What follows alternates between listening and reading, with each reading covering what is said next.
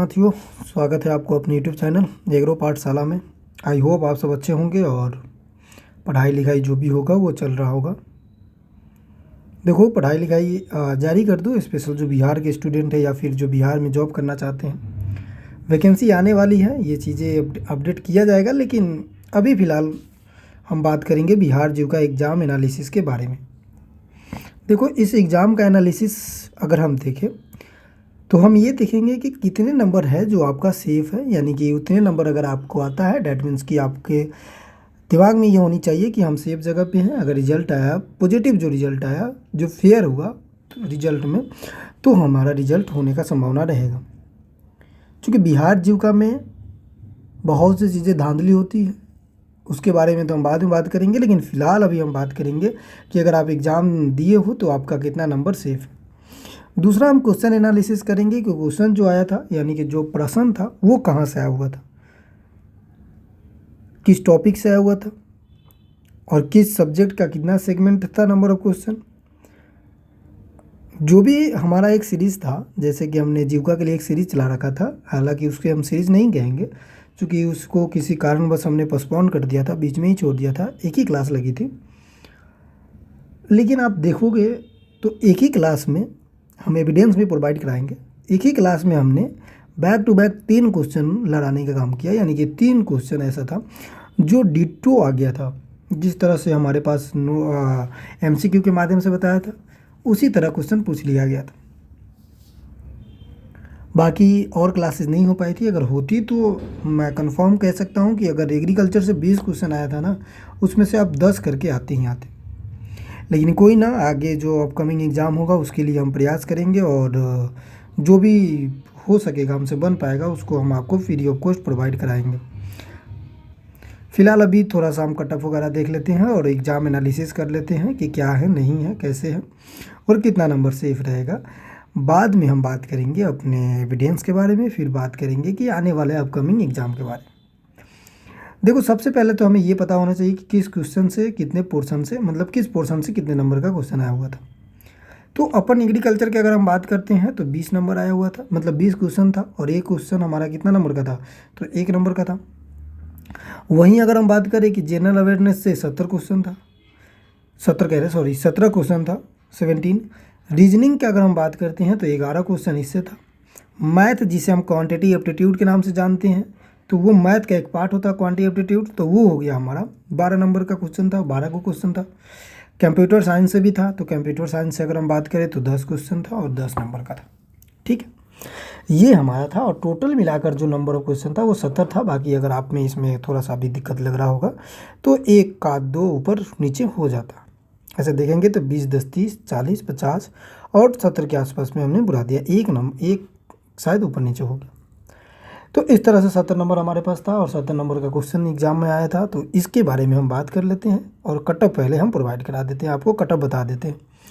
अब देखो, ये जो कट ऑफ है ना, ये अपने अनुसार नहीं बल्कि प्रीवियस ईयर, और उसके प्रीवियस ईयर तो नहीं कह सकते हैं, मतलब जो भी स्टूडेंट एग्ज़ाम दिए हैं उनके पॉइंट ऑफ व्यू से अगर हम बात करें या कुछ ऑथेंटिक डेटा के अनुसार हमने बनाया था, उसके अनुसार हम बात कर रहे हैं। अब देखो, ये 100% सटीक नहीं है, लेकिन 95% ये सही है, इतना ही की रेंज में आने वाला है।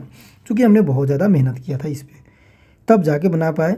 नहीं तो एग्ज़ाम 2 दिन हो चुका है, अगर हम मेहनत नहीं किए होते तो उसी दिन हम वीडियो बना देते, अगर हम वीडियो बनाना चाहते थे। लेकिन हमने देखा, जाना, पहचाना, सारी चीज़ें एक्यूरेट किया, उसके बाद जाकर हमने इस वीडियो को बनाया और इस वीडियो पे कट ऑफ बता रहे हैं।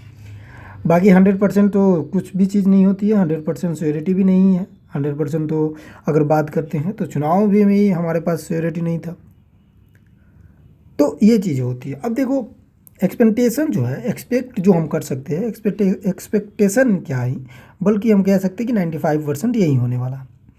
देखो, एक तो जनरल कैटेगरी, अब देखो इसमें ना फीमेल और मेल, फीमेल जो कैटेगरी होगा अगर जनरल में, तो उसे 1-2 नंबर के बेनिफिट हो जाएंगे, जैसे 48 नंबर हो जाएगा 50 नंबर का।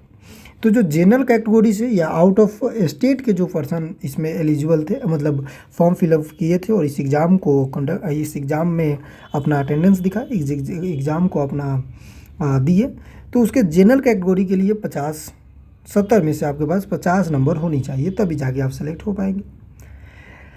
उसके बाद अगर हम बात करें EWS, EW is the part of general category student, जो जनरल कैटेगरी के स्टूडेंट होते हैं वो बनवाते हैं अपना EWS। तो EWS से अगर आप आते हैं तो उनको थोड़ा सा रिजर्वेशन मिलता है, और रिजर्वेशन के बेसिस पे 48, कुछ नहीं मतलब ना के बराबर, तो ये 48 हो जाएगा। तो 48 यहाँ पे क्या हो जाएगा, EWS के लिए हो जाएगा। BC और EWS सेम ही होता है, कहीं कहीं केस में तो BC यानी कि जो OBC है उनका ज़्यादा देखने को मिल जाता है, और EBC का कम कटअप देखने को मिलता है कभी कभी केस में। लेकिन यहाँ पे हमने 48 दोनों के इसलिए माना है कि चूँकि यहाँ पे 48 के आसपास ही EBC के कैटेगरी हो या फिर BC कैटेगरी हो, वो हो सकता है।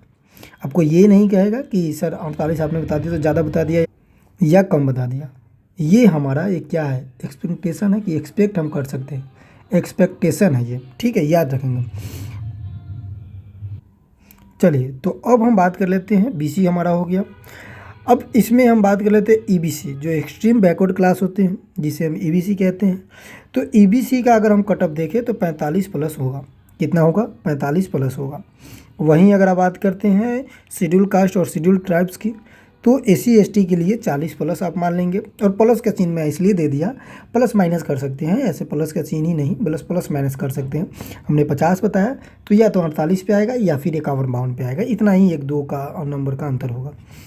उसके बाद हम बात करें जो हमारे पास जो हैंडीकेप वाले होते हैं, PWD होते हैं, उनके भी अगर हम बात करते हैं तो 35 प्लस इनका कटअप आने वाला है। कितना कटअप होगा, 35 प्लस। तो जनरल के लिए 50, EWS के लिए 48, BC के लिए 48, EBC के लिए 45 और SC ST के लिए 40 और PWD के लिए 35। तो ये कटअप आप एक्सपेक्ट कर सकते हैं, आपका एक्सपेक्टेशन ये रहने वाला है, यही होने वाला है, ठीक है। चलिए अब हम कटअप के बात कर लिए तो क्वेश्चन एनालिसिस के भी बात करना बहुत ज़रूरी है, और बताना भी तो ज़रूरी है। जब हम करा रहे हैं तो थोड़ी सा बेनिफिट तो हम भी लेंगे। चलिए, हालांकि आपने मेहनत किया, आपने पढ़ा, आपका किया हुआ सारा मेहनत है, इसमें हमारा कुछ नहीं है। बस हम थोड़ा सा ये बता रहे हैं कि हमने 3 जो MCQ कराया था उसमें से 3 क्वेश्चन D2 आ चुका है, मतलब वहाँ से आ चुका है। तो आप ऐसे अनुमान लगा सकते हैं कि अगर हम नंबर ऑफ़ क्वेश्चन बढ़ा देते हैं या नंबर ऑफ़ सीरीज़ बढ़ा देते हैं तो शायद हो सकता है कि हम 20 में से 15 हम अपटेक कर लेते, मतलब वहाँ से हम 15 को अटैम्प्ट करते हुए 15 नंबर खींच लेते। बट कोई नहीं, जो होता है अच्छे के लिए होता है। हमने 3 क्वेश्चन टकराया, जैसे कि आप वर्ड जो हमारे पास डेयरी डेवलपमेंट बोर्ड था ये कहाँ पे है, यहाँ से क्वेश्चन आया हुआ था। दूसरा हमारा क्वेश्चन आया हुआ था किससे, कि ऑपरेशन फ्लड से क्वेश्चन आया हुआ था। फिर एक क्वेश्चन हमारे पास था जो ई नाम से था, ठीक है, और एक क्वेश्चन हमारा किससे था, तो रेवोल्यूशन से था। तो ये 3 क्वेश्चन हमने अपने जो सेशन चला था उसमें हमने कराया था। अगर आपने देखा होगा तो आपको भली भांति पता होगा कि सच में आया हुआ था, हमारे जो MCQ कराया हुआ सेशन है उससे। बट कोई नहीं, इसका तो मैंने इसीलिए कह दिया कि थोड़ा सा हमें बेनिफिट मिल जाए, मतलब बेनिफिट क्या मिल जाए, हमने कराया तो हमने थोड़ी सी आपको बता दिया। बाकी क्वेश्चन आता है या नहीं आता है ये आप डिसाइड करते हो, पढ़ते आप हो, मेहनत आप करते हो, सारी चीज़ें ये आपकी है, हमारी इसमें कुछ नहीं है। तो एग्ज़ाम से अगर हम बात करें तो एग्ज़ाम में क्वेश्चन का पैटर्न कैसा रहा है, मतलब किस तरह देखने को मिला है। तो अगर हम बात करें एग्ज़ाम में क्वेश्चन देखने के पैटर्न का, तो ज़्यादातर जो क्वेश्चन थे वो ज़्यादा ट्रिकी क्वेश्चन था, मतलब आसान नहीं कह सकते हैं। कुछ स्टेटमेंट वाइज भी क्वेश्चन था यहाँ पे। तो अगर आप बात कर लेते हैं कि लेवल कैसा था एग्ज़ाम का, तो लेवल ईजी टू मॉडरेट था, मतलब हाई भी नहीं था और लो भी नहीं था, दोनों के बीच का था, एक मॉडरेट लेवल के बीच का था। कि कुछ कुछ क्वेश्चन जैसे स्टेटमेंट वाइज था, कुछ कुछ क्वेश्चन अगर देखेंगे तो यहाँ पे हमारे पास सीधा फैक्ट पूछ लिया गया था, तो ये हमें इजी आ जाएगा। और स्टेटमेंट है जो तो इजी टू मॉडरेट हो जाएगा, ये हम कह सकते हैं। इस एग्ज़ाम का पैटर्न ये हुआ था। बाकी अगर आप इसको देखिए, आपने चलिए तो आपने इतना देखा हमारा सेशन को, इसके लिए एक फॉर्मेलिटी होता है कि थैंक यू फॉर वाचिंग। लेकिन फॉर्मेलिटी तो ये है ही, लेकिन हम ये ज़रूर कहेंगे कि मतलब बिहार का एक लड़का जो प्रयास किया जा रहा है कि आपके बीच एक नए नए कंटेंट और एक मतलब जो नए फॉर्मेशन का कंटेंट होता है वो तैयार करने का मैं कोशिश ये भी करता हूँ कि नोटिफिकेशन आ जाए उसे टाइम से बता देता हूँ। मतलब मेरी एक प्रयास रहती है कि आप लोग अगर मतलब पढ़ रहे हो, हमसे जुड़े हुए हो, तो आपको सही ऑथेंटिक न्यूज़ मिले और उसके साथ साथ क्वेश्चन प्रैक्टिस भी मिले। और कुछ समय में हम आपको थ्योरी वाई क्लासेस भी स्टार्ट करने वाले हैं। हालांकि हमने बहुत सारी क्लासेस भी थ्योरी वाई स्टार्ट किया है, अगर आप नए हो चैनल पे तो देख सकते हो। लास्ट में मैं इतना ही करके जाऊँगा कि easy exam moderate to easy to moderate था एग्ज़ाम। दूसरा क्वेश्चन हमने कराया था वहाँ से 3 आया हुआ था। तीसरा कट ऑफ आप जो बताए थे उसके अनुसार चलेंगे। चौथा ये है कि आप सिर्फ जीविका देने के बाद रुकेंगे नहीं, फिर आगे का जो एग्ज़ाम आने वाला है उसका प्रिपरेशन करेंगे। इसके बारे में हम आपको बताएंगे कि कौन कौन सी एग्ज़ामें आने वाली है, उसके लिए एक नेक्स्ट वीडियो लाएंगे।